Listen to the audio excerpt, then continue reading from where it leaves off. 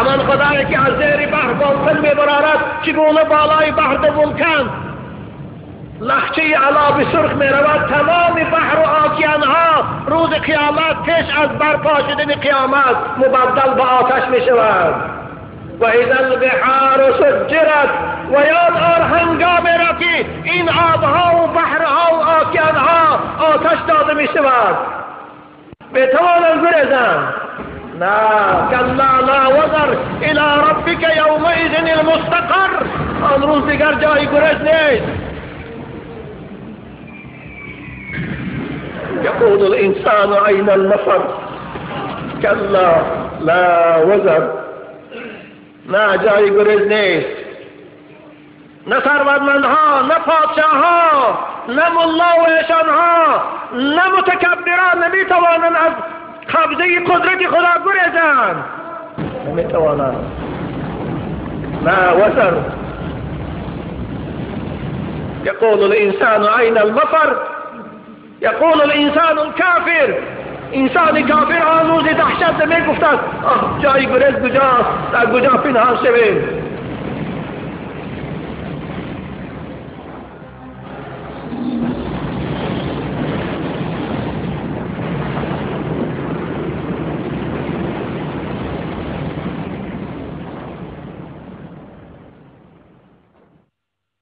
که گوید خدای عالم الغیب توی واقف باش یا بشکورای بروی من چه ها کرد آدمی زاد دست ابن آدم داد فریاد. خدایا تو میدانی که در بالی من اینها خونریزی کردن، اینها زنا کردن، فاحشه خانه کشادن، طرب خانه کشادن. فساد و فتنه و فسق و عصیان، فساد و فتنه و فسق و عصیان گناه کردن تا دادنی جان. گران بارم من از عصیان ایشان. خدایا دیگر من باری وزنین اینها رو برداشت نمیتونم. آن روز ببین عزیزان من از باری جسد ما وزنینی میکند.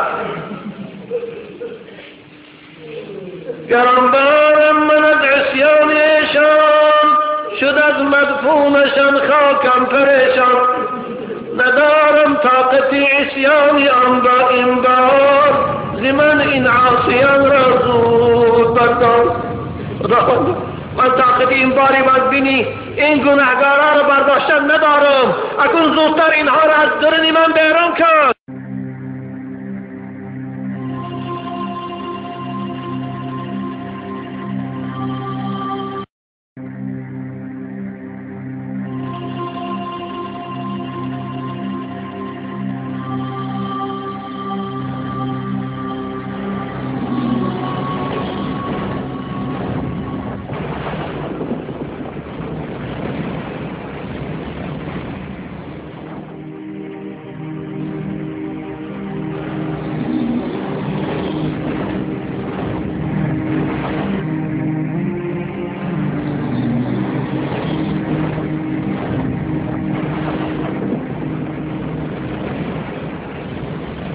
الملك اليوم لله الواحد القهار. امروز پادشاهی حقیقی کیست؟ امروز فرمانروا کیست؟ امروز حکومت در دست کیست؟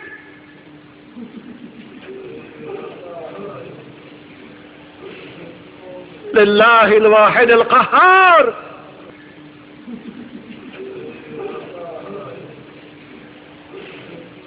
لله الواحد القهار. امروز حاکم، امروز حکومت دار، امروز فرمان بردار، امروز حاکم سودیه فقط الله است. خدای یکتای غالب و توانا که همه موجودات نابود کرد فقط اوست. لله الواحد القهار.